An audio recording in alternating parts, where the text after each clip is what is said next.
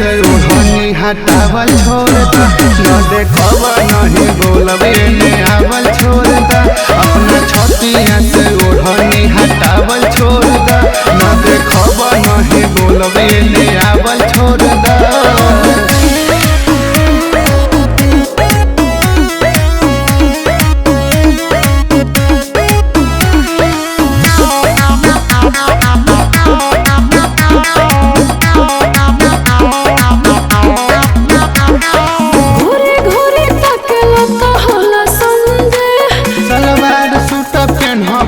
Free रही दे घोरे घोरे तकला तो होला संग तलवार चुट पेन्हबू तो फ्री रही दे।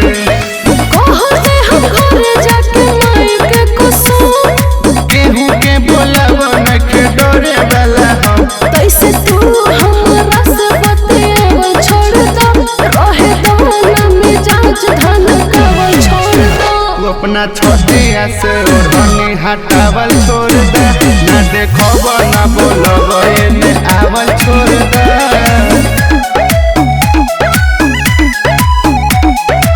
Music by Vikas Sharma।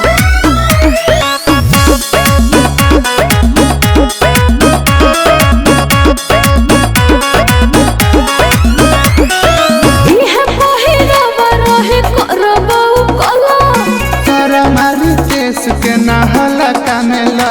अरे इहे पहिरवा रहे करबौ कला। हमारी देश के नहला कामेला। राजवीर गुप्ता हो जाने बराबर तू खिस आके पूरा कोइली हो अपन मनवा कहे। नसीहत बाटे हमके सतावल छोड़ दो, मारी के आँख सीटी बजावल छोड़ दो। अपना छतिया से ओढ़नी हटावल छोड़ दा, न देखब नहीं बोलब एने आवल छोड़ दा।